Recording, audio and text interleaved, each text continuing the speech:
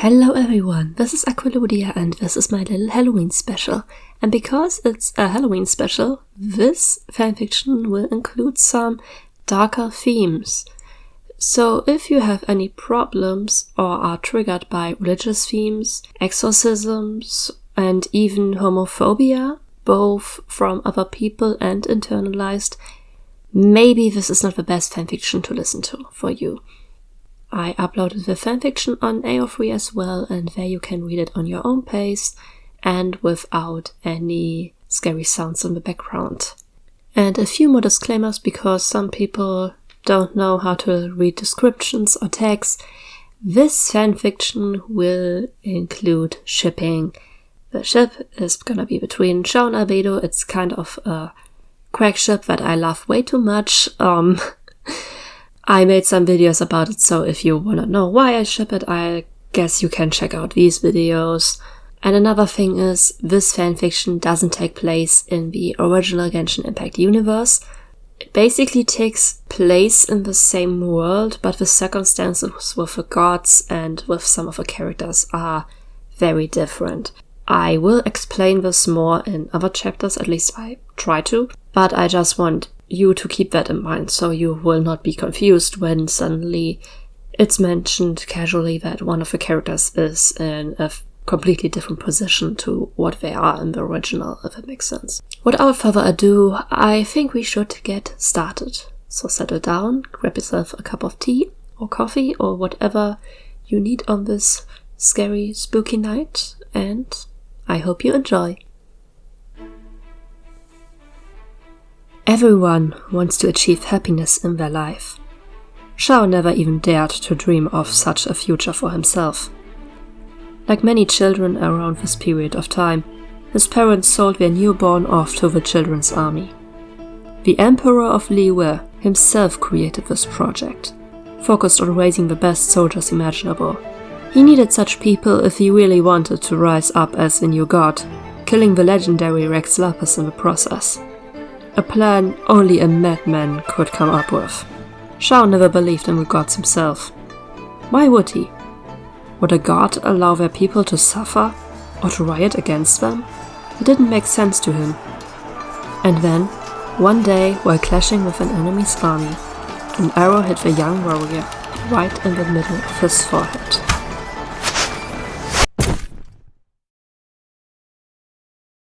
To his own surprise, Xiao awoke afterwards in a bizarre scenery. He sat by a table out of stone, expensive food standing before him. Over him loomed an old tree, with orange petals he had never seen before. The table and tree sat on a small island, surrounded by water. And while he could not see the end of the sea, there were clearly mountains in the distance. "You awake?" Xiao stifled a scream while he jumped. In front of him sat a man in strange attire, pouring tea into 2 cups. Speaking of his looks, it was also at this moment Xiao noticed that he was still smeared in dirt and blood. When he looked down, he even saw blood drop from his forehead. "What's going on?" "You're dying." The stranger leaned back, nipping at his tea. "And I came to save you from your end." Even if he just explained what was going on, Xiao just got even more confused. "Who are you?" "Rex Lapis, Zhongli. I go by many names." "Oh." Zhongli raised an eyebrow in surprise. He expected excitement, sobbing because he could not believe what's going on, but not such disappointment on the other's face. "Then go on, let me die. It's not like you cared before, so why should you now?" Zhongli sighed, placing his cup down. "I'm the god of deals, money, trading. I can't help anyone at any time. I need the right circumstances to act. A circumstance like this." He folded his hands, focusing his amber eyes on Xiao. "I save your life, and in return, you will become my helper of sorts."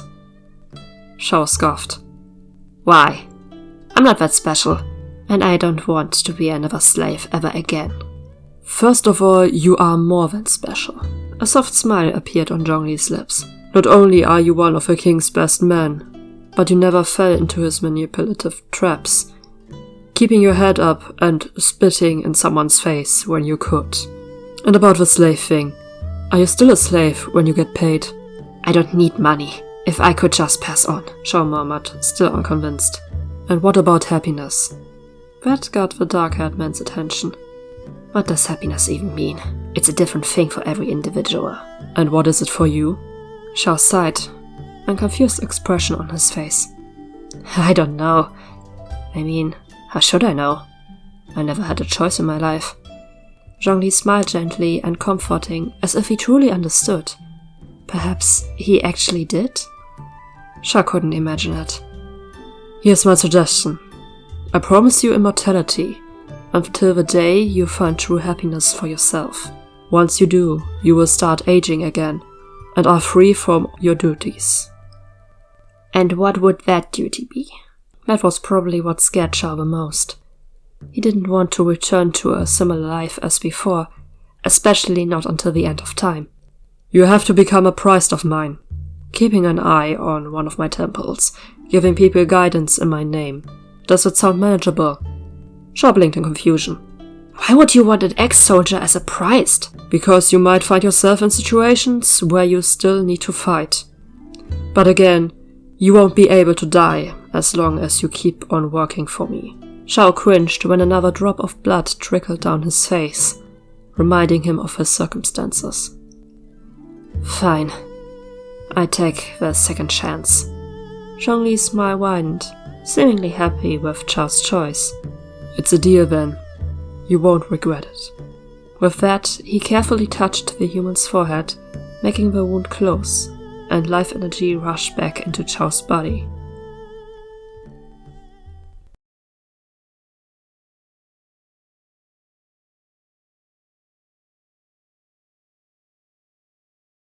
It started out when Sucrose, a young alchemist working for the Knights of Favonius, stumbled into Jean's office, leaning at the door frame. The older woman looked up in mild confusion, her eyes showing worry when she noticed the girl's heavy, rushed breathing. Sucrose? In the lab! One of the soldiers! She gasped with panic in her voice, her knees getting weak from shivering. The acting grandmaster instantly got up from her seat, leaving the poor girl all by herself. She quickly found herself in the basement, standing in front of the alchemy lab door. Quickly she threw it open, letting her gaze travel around the room. Anything that could be broken was destroyed. The room was an absolute mess, substances dropping from broken bottles, all kinds of smells mixing into a gut-wrenching mess. And while Jean heard heavy breathing, she saw no one. It wasn't until she entered the room, when a bit of blood hit the ground, that she looked up. Over her was a human body. A young man laid on the ceiling, for the lack of a better word. It was as if gravity itself only reverted for him. More blood dripped from his broken nose, nearly hitting Jean's shocked face. Help! There has never been a recorded case of such extreme possession. Albedo was an orphan, but other than that, there was never something strange or noticeable about him, as far as anyone knew. So why did a creature of darkness decide to take over the body of a simple kind soldier? More worrying was the strong hold the thing kept over his toast at all times. In the beginning, it had allowed Albedo to talk from time to time, until one day Lisa noticed that the thing had started to imitate his speaking pattern, nearly tricking the others that Albedo was in control. When she made the statement, an unnatural white grin had crossed over the human puppet's face when he called her a clever girl. Another thing was, no matter how strong or brutal this thing was, it didn't let Albedo die. Most demons would throw a puppet away after it was broken enough, but this thing kept him alive, forced him to eat bugs when they tried to get that thing out of him by starving the body. After a week, the thing tried to break its new body out. The knights could barely contain it in a prison cell anymore, and one night the thing finally escaped. Luckily, Rosaria, the best exorcist in the Church of Barbados, was able to hunt the thing down. She tricked it and finally laid it inside the church, locking it inside there for the moment. It was the moment afterwards someone knocked at Jean's office door. The blonde jumped slightly, low-key fearing another case of possession, when one of her soldiers opened the door. "There's someone outside the town's gate. He claims he can help with the current situation." "Bring him in, please.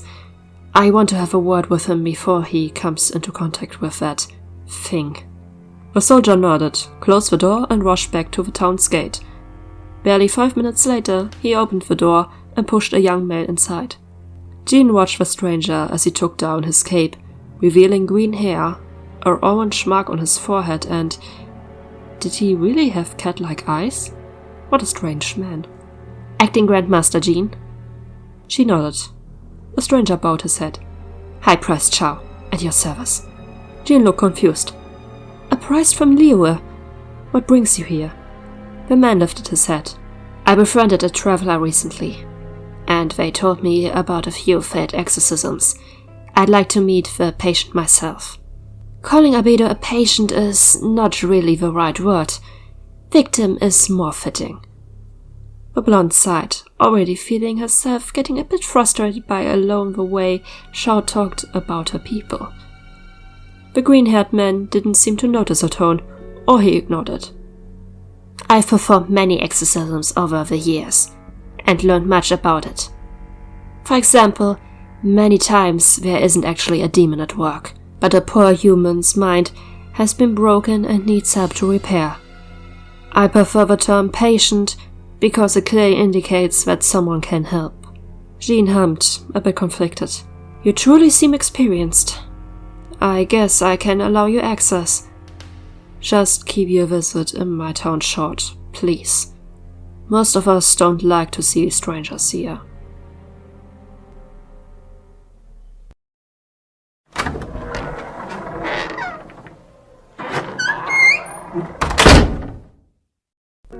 The church was impressive, to say the least.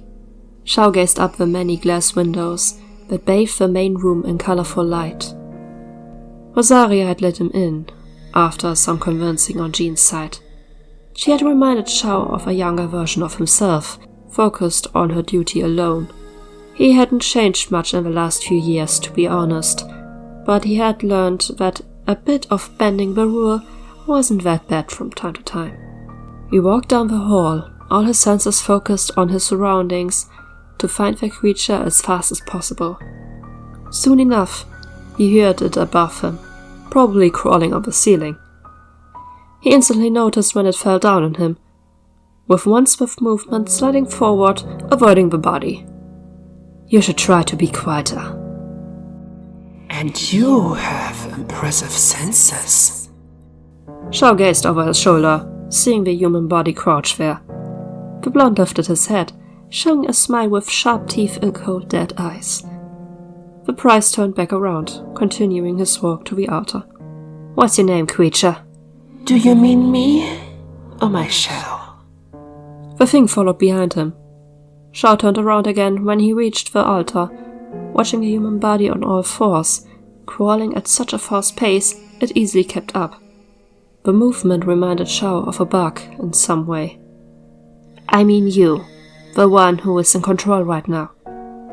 Xiao sat down on the altar, which was luckily empty. The thing took a seat before him on the ground, its leg coming up in an unnatural way to scratch its own side like a dog. "The one before you is Durin, the Archon of Desire." Xiao raised an eyebrow in disbelief. From what I know about Durin, he was a prince from Kenria, killed in the fight against the Knight Devalen, who in turn follows Barbados' orders. Your soul and body are supposed to rest in Dragonspine. The human body in front of him chuckled. "Oh? You speak of Barbados, even as a follower of Morex?" Xiao crossed his arms, feeling a slight sting.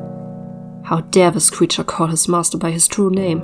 Not even his own position allowed him to do that. Rex Lapis might be my deity, but unlike most people in Tevat, I don't deny the existence of other gods. And why is it then that you deny me my title? You can't be a god. You never helped the humans, you have no followers. A loud chuckle escaped the body of a blonde, while he slowly raised to his feet. Standing in front of him on his own two legs allowed Xiao to take the full form in for once. He was a bit taller, but less muscular than him. The nearly white skin was interrupted by a black star-shaped mark on his throat, liquid bleeding from it down the other's body, even reaching. Xiao quickly gazed up again when he realized that he just stared at the other's chest, nicely visible through the ripped open shirt. No distractions. He had to help the body not think about doing other things. Oh, I have one follower. He stands right in front of you. Xiao looked on in disbelief. He is scared. He called for help one time when he was conscious. That's because he doesn't know yet how being my vessel will help me fulfill my promise. Durin slowly started to move, taking very slow, long steps while walking around the altar. Xiao made extra sure to keep his eyes on him at all times. As the Archon of Desire, I know what every human wishes and craves. I will gain my followers by fulfilling these wishes. A god can't act under the system. What if someone desires to kill? Then they can kill a random human bystander who they don't know and who doesn't follow me. I don't care. He walked a bit closer. Don't you want to know what dirty little thing innocent and perfect Albedo desired so much it made him accept my soul? Xiao looked unpleased at the suggestion to know the sad secret. That's his thing. Nothing I should know about. He wants a partner. A male one. A sin in the eyes of his old Lord Barbados. The priest gritted his teeth slightly. Why should the god of freedom of all things forbid same-sex love? Are you sure that the religion of this region didn't just twist their beliefs for their own dumb ideas? I don't know. But the fact stands that Mondstadt doesn't accept people like him. People that are not like them. But enough about him. Why don't we talk about yourself for a moment, little priest? The nickname made Xiao very uncomfortable.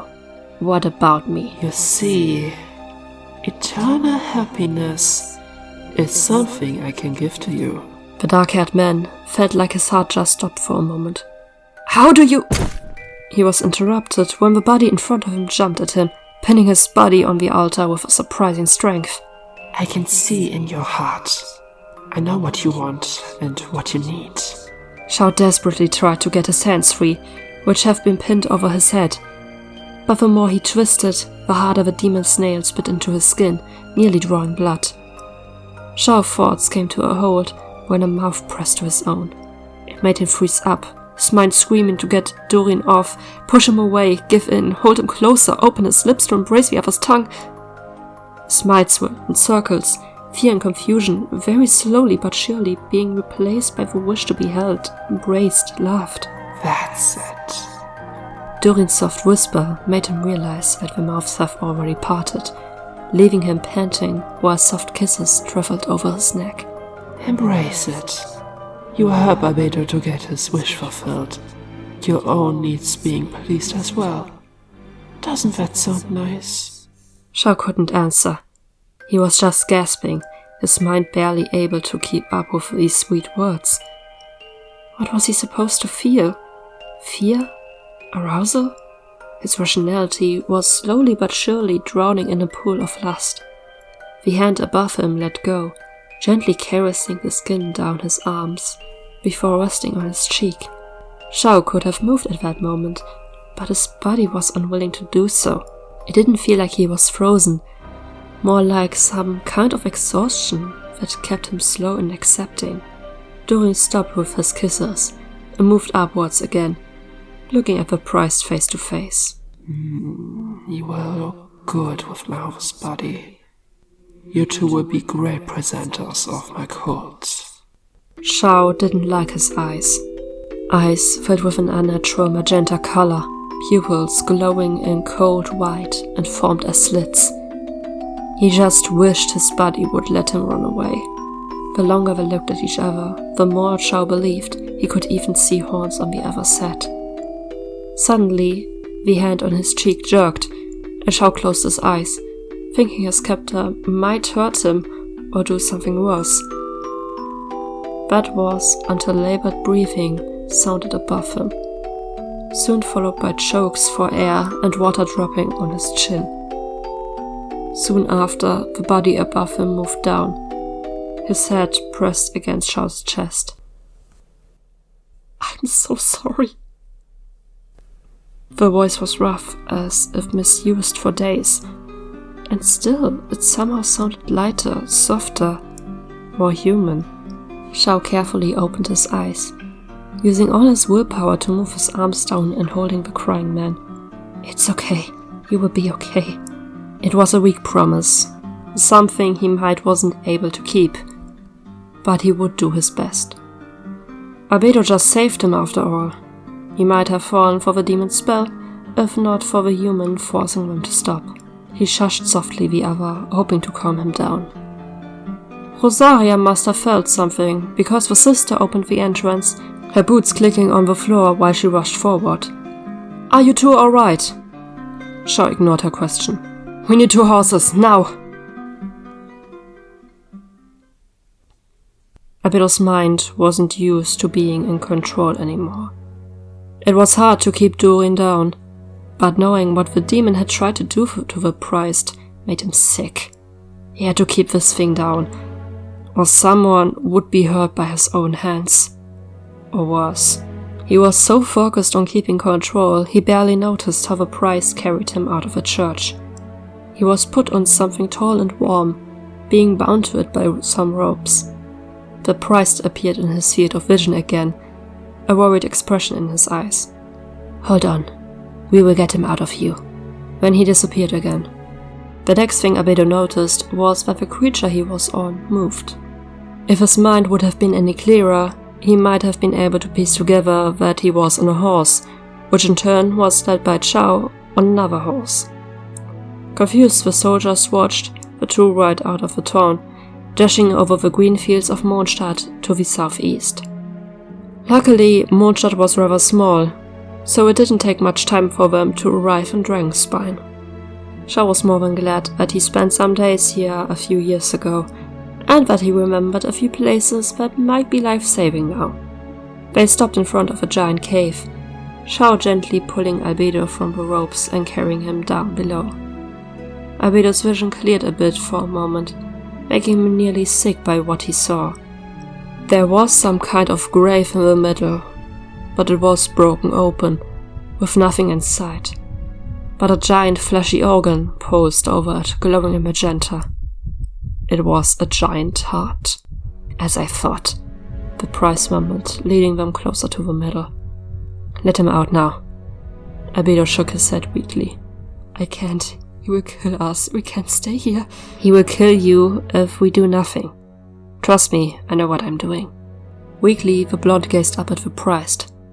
He looked strangely composed and determined, but there was an underlying fear shimmering in his eyes. "It's going to be okay. But I can't explain everything right now. Just release him here, and I will make sure he will never harm you again." It sounded too good to be true. But finally, Albedo gave in, allowing the demon to take over once again, and darkness devoured him like so many times before. Albedo awoke to a pain at his throat. Something warm and wet rubbed against sensitive skin, making him squirm from uncomfort. "Hold still, just one more moment. I need to clean that mark," a gentle voice explained to him, making him freeze up again. As promised, soon enough the thing disappeared from his neck, allowing him to breathe again. He carefully blinked his eyes open, only to see warm golden ones, a subtle worry in them. "How are you feeling?" "Like I died." The priest couldn't hide a chuckle. "Yeah, I can imagine." The blonde laying before him was pale as snow, but at least the drops of black liquid have been cleaned off by now. The stars still remained though, now in a more harmless yellow instead of black. He lightly touched Albedo's forehead with his hand. You caught yourself a fever, but I think it already got down a bit. You must be very strong to be able to survive the demon with barely any harm. That's when Albedo suddenly remembered. His whole body tensed up. What happened? He mumbled, while the priest used a washcloth to gently wash over his face, making the sweat of the last few weeks disappear. I brought you to where Doran's body was buried. After you let his soul take over again, I forced it back to the corpse and burned it. I have no idea how long this will keep him away from this realm, but the bond between you two is broken. While he told this, Albedo noticed a burned handprint on the other's coat. Now he was happy that he had been unconscious. Maybe that last part would have been too terrifying for his easily scared heart. If you need help with that burn, I know some plants in Mondstadt that might help against pain and make you heal faster. But the priest shook his head. Don't worry, it's nothing major. He pushed the sleeve up, revealing the reddish skin beneath. Though I must say, normally it heals faster. Maybe that's Waxlap's punishment for me to nearly leave his ways. Albedo raised an eyebrow in confusion. Does he normally help you heal from something like that? Xiao nodded. I work for him after all. His payment is eternal life for me, and a promise. But it sure takes its time to be fulfilled. There was a melancholy in his expression when he spoke these words. Albedo didn't want to prod, but instead he placed a comforting hand on the priest's healthy arm. Golden eyes started to his face, for a moment having something like realization in them, before growing into a gentle smile. He placed his own hand over Albedo's, a thanking gesture. I won't tell anyone about your sexuality, he suddenly mentioned, making the blonde tense up in surprise. Instantly, he removed his hand. But it's a sin. It's not. The priest took his hand again, which now shivered from fear. Mondstadt people might believe it, but this is the god of freedom we are talking about, and every other region accepts same-sex love. That last thing was something Albedo had never heard about. How could he? It was forbidden to even think about this. He had not even noticed how tears dripped down his face. Xiao watched him with a worried expression. He wanted to calm him down, but by what he got, that poor man felt all alone and like he shouldn't be forgiven for a crime that did not exist. How does it come that a soldier knows so much about healing plants? Albedo blinked in surprise. I always wanted to be a doctor, he suddenly admitted. But Alice, the woman that took me in, couldn't pay for this chance. Understood. You come with me to Liyue. Albedo blinked in surprise, his eyes going wide. What? I will teach you about the plants there. Also, I know a doctor there personally. I think he will gladly take you in as his prodigy, and you will be able to see a new perspective on life itself. Albedo stared at Xiao in disbelief. That was a once-in-a-lifetime chance, he knew that. But I have to tell Alice and Clear before I go. He started to sit up, but a pain rushed through his body, starting from his neck. Easy. Xiao pushed him down again. It's in the middle of the night, and we are still in Dragonspine. I think we should stay here tonight. We can go tomorrow. It was just now that Albedo realized that they are in a cave. The two horses laid in a corner, sleeping peacefully, while a big sheet of fabric blocked the entrance. Only a few snowflakes found their way in from time to time. Albedo jumped slightly when suddenly a thin blanket was pulled around him. Try to get some sleep. The blonde watched how the dark-haired man pulled his own cape closer around him, leaning back. What about you? Don't you have a blanket? The priest needed a moment to understand. Oh, No, don't worry. I will keep watch tonight, just in case. You can rest. Albedo hummed, not really wanting to talk any longer and just get embraced by sleep. But there was only one more thing that he needed to know. If I'm going with you, can I know your name? The priest nodded, a slight smile on his face. It's Xiao.